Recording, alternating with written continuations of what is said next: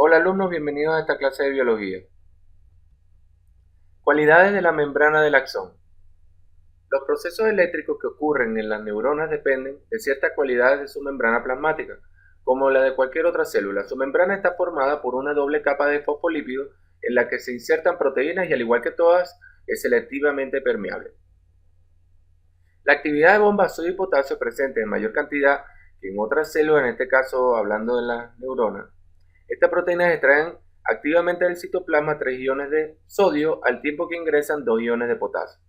Las propiedades de selectividad y direccionalidad de la membrana al transportar los iones, si se compara con la membrana del axón con la de otras células, en el axón existe una gran cantidad de canales iónicos por lo que se difunden los iones.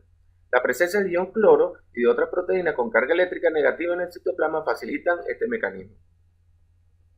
Aquí en este esquema, detente a observar mientras escuchas el audio. Ok. Fibra nerviosa en reposo o polarizada. Cuando está polarizada está en reposo, tomen en cuenta eso. La distribución desigual de las cargas eléctricas positivas entre ambos lados de la membrana celular genera una diferencia de voltaje o diferencia de potencial eléctrico. Se dice entonces que la membrana está polarizada con mayor cantidad de cargas positivas en su exterior que en su interior. Esta condición se denomina potencial de reposo y se debe a que hay mayor concentración de sodio fuera de la neurona que dentro de ella. Por el contrario, mayor concentración de potasio en la neurona, dentro de la neurona que fuera de esta, ¿ok? Entonces, se suman a lo anterior la acción de la bomba sodio y potasio y la influencia de las cargas negativas del cloro de las proteínas. En este esquema se presenta una membrana polarizada. Debido a que la membrana impide el flujo de los iones en favor de su gradiente electroquímico, se mantiene una diferencia de carga a uno y otro lado de la membrana. En este caso, esta membrana se encuentra polarizada. Ok, generación del potencial de acción. Al ser estimulada con una intensidad suficiente, la neurona sufre un cambio en la permeabilidad de su membrana. Cuando se abren los canales con puerta activados por voltaje del sodio e ingresan suficientes iones de este tipo para que en el área de ingreso o a la neurona y su interior se vuelva positivo y el exterior negativo, se dice que ha ocurrido una despolarización o inversión de carga. Toma en cuenta la gráfica. Ocurrida esta, rápidamente los canales de sodio se vuelven a cerrar, se abren los canales con puerta de potasio y se escapan estos iones a la neurona. Se escapan estos iones de la neurona. Al salir de estas cargas positivas, el interior de la célula vuelve a ser negativo, repolarizando la membrana. Este proceso dura cerca de 1 milisegundo y se denomina potencial de acción. Conducción del impulso nervioso. El potencial de acción generado provoca que las áreas vecinas de la membrana también inicien un proceso de despolarización y generen su propio potencial de acción. De esta manera, sucesivamente, se van reduciendo a lo largo del axón potenciales de acción, los que se propagan como una onda de despolarización que viaja a lo largo de él. Características del impulso nervioso. El impulso nervioso es bidireccional, ya que se propaga desde cualquier punto de la neurona hacia ambos extremos de la célula. El impulso nervioso cumple con la ley del todo o nada, es decir, la neurona siempre producirá un potencial de acción con máxima intensidad cada vez que la energía del estímulo le permita alcanzar el potencial de umbral. Por otro lado, todos los impulsos son semejantes, y el hecho de que percibamos diferentes sensaciones, como las sonoras o visuales, se debe al lugar del sistema nervioso central donde aquellos son procesados. La velocidad de conducción del impulso nervioso será mayor en los axones más gruesos y con vaina de mielina.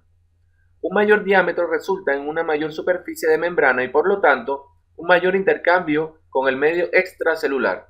Y un axón mielinizado presenta nódulos de Ranvier, por lo que la despolarización no ocurre en toda la extensión del axón, sino de manera saltadora, como vamos a ver en esta gráfica. Este tipo de conducción es súper más rápido que la conducción continua. Ahora, tipo de sinapsis según la transmisión del impulso nervioso. Sinapsis eléctrica y sinapsis química. La sinapsis eléctrica. En este tipo de sinapsis, el potencial de acción fluye desde la neurona presináptica a la postsináptica, mediante el traspaso directo de los iones que generan la despolarización.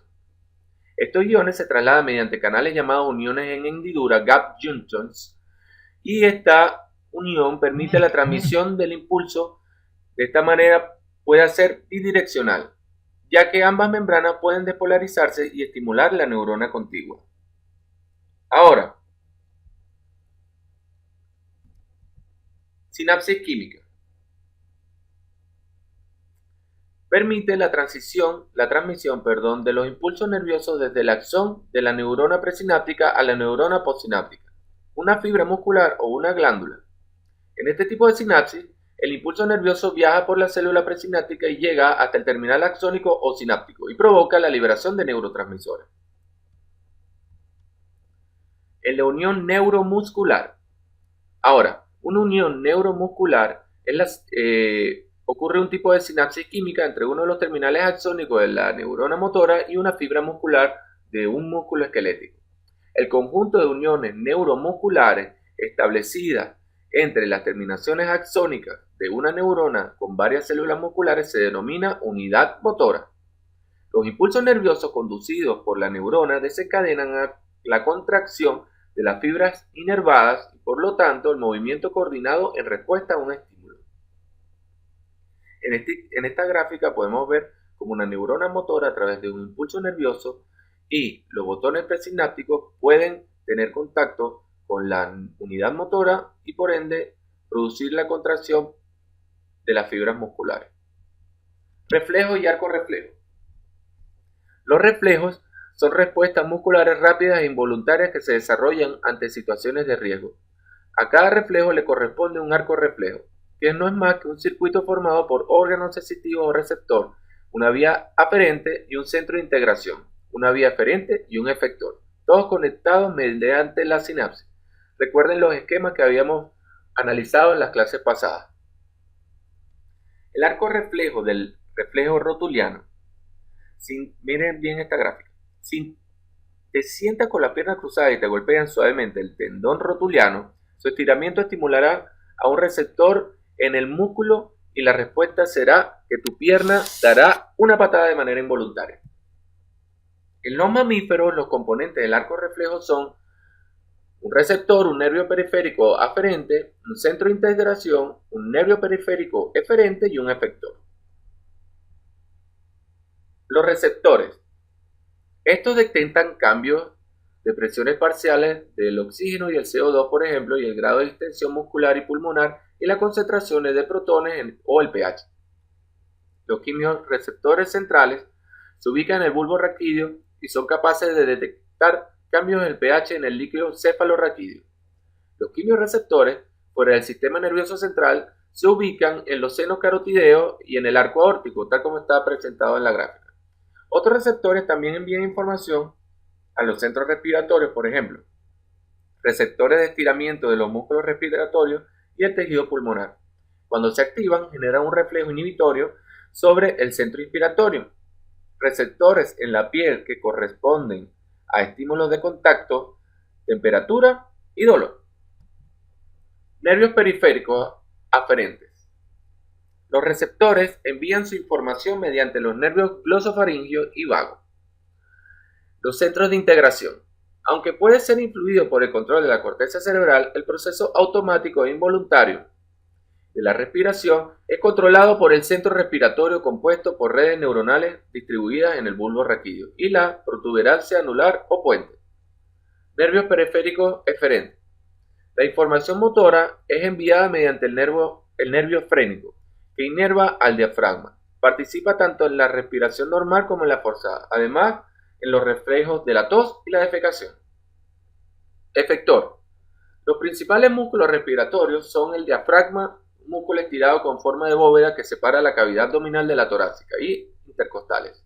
Su contracción, principalmente la del diafragma, causa un aumento del volumen de la caja torácica y con ello una disminución de la presión del aire en relación con la presión atmosférica.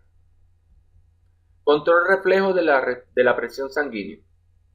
Una presión sanguínea adecuada a las diferentes condiciones fisiológicas permite que la sangre llegue a todos los órganos. Por ejemplo, receptores, centro de integración y efectores para este tipo de procesos. Los vasoreceptores son receptores de presión ubicados en las paredes grandes de las grandes arterias cuando aumenta la presión envían impulsos al sistema nervioso central.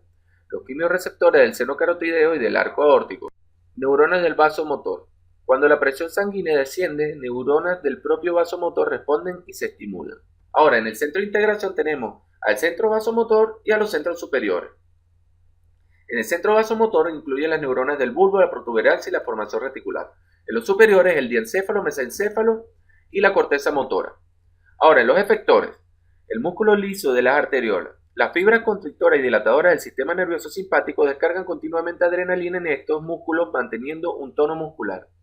Si aumenta la secreción de adrenalina, ciertas arteriolas se contraen, lo que disminuye su diámetro y ocasiona el aumento de la presión sanguínea. El efecto contrario se produce cuando disminuye la secreción de adrenalina.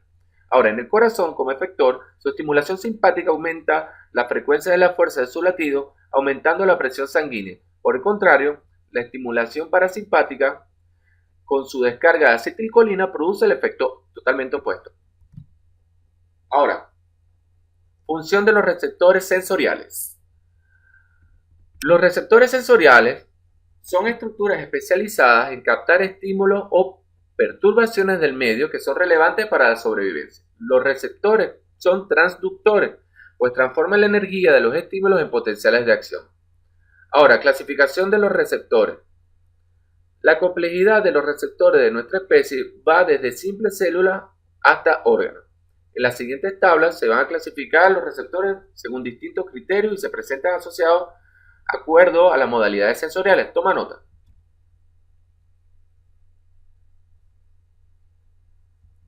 Cuando los estímulos alcanzan un nivel de intensidad mínima llamada umbral de la excitación, provocan cambios de permeabilidad de la membrana de las células del receptor, generándose un potencial de receptor.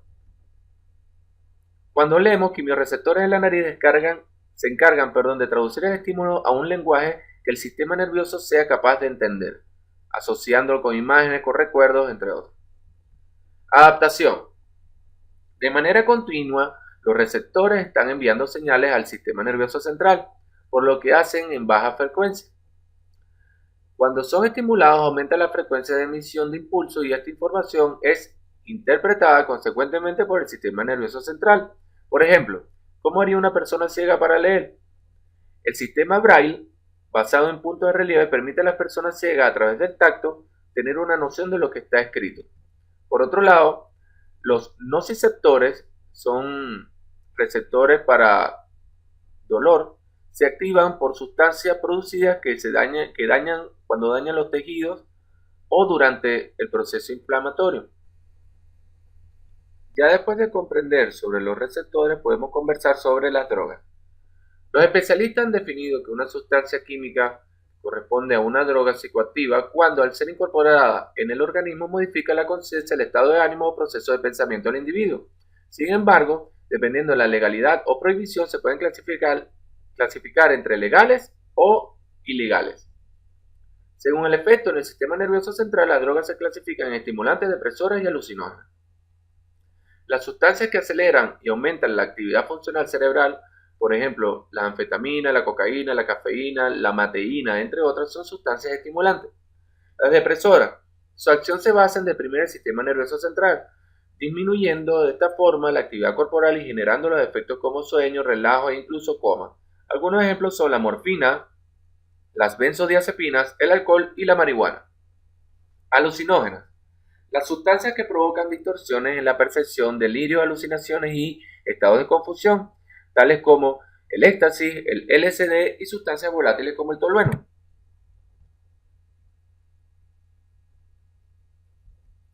Efecto de las drogas en las neuronas. ¿Cómo actúa? El alcohol. La sustancia activa de las bebidas alcohólicas es el alcohol etílico. Al ser de bajo peso molecular no requiere ser digerido, por lo que pasa rápidamente al torrente sanguíneo. Uno de los mecanismos de acción del etanol es inhibir el efecto excitador del neurotransmisor glutamato. Esto explica, junto con otros efectos en la interacción con otros neurotransmisores, el efecto sedante del alcohol. Esta sustancia provoca alteraciones en el área cerebral involucrada con la formación de la memoria, la toma de decisiones y el control de los impulsos. Cocaína. La cocaína se obtiene del procesamiento químico de las hojas del arbusto de la coca, Erythrocylon coca, originario de Bolivia y Perú. Uno de los mecanismos con que actúa se relaciona con la inhibición de la recaptación de la dopamina luego de haber actuado. Esto significa que la cocaína bloquea los transportadores para la reabsorción, indicado en el número 1, haciendo que la dopamina actúe una y otra vez sobreestimulando la neurona postsináptica. Sus efectos más visibles son el incremento de la lucidez, la sensación de bienestar y la euforia, además de aumentar la energía y la actividad motora. Marihuana. La marihuana se extrae de una planta llamada cannabis sativa. En ella existen compuestos llamados cannabinoides, entre los cuales el tetrahidrocannabinol es el principal químico activo. Esta sustancia puede quedar en el cuerpo durante periodos prolongados. El mecanismo de acción del THC consiste en unirse a receptores especializados para cannabinoides, como el receptor número 1, bloqueando la inhibición del neurotransmisor dopamina.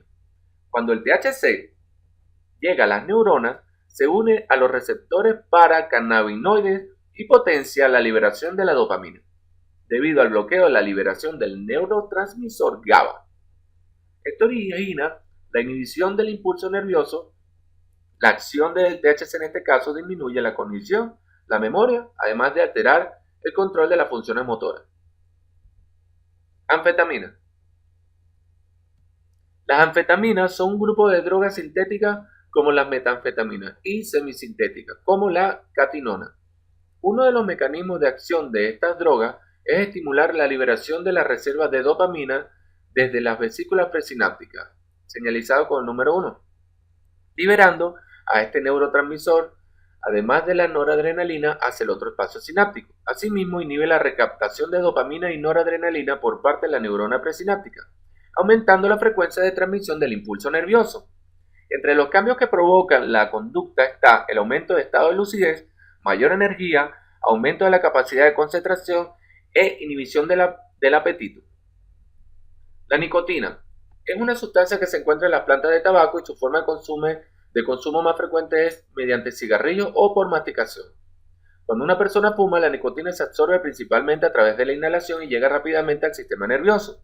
Su efecto adictivo se explica por la liberación de neurotransmisor dopamina en algunas zonas cerebrales. El estado de alerta y la atención se asocia con la liberación de otros neurotransmisores, como la acetilcolina y la norepinefrina. La cafeína, por otro lado, es una sustancia psicoactiva más consumida del mundo. Se puede encontrar en los distintos tipos de café, en el té, en las bebidas de fantasía y en los chocolates. La cafeína se absorbe fácilmente a nivel gastrointestinal y es metabolizada por el hígado. Como su efecto es estimulante, origina la pérdida de sueño, trastornos ansiosos como ataques de pánico o síntomas de trastorno obsesivo compulsivo. Bueno, alumnos, y con esto culminamos. Nos vemos en la próxima clase.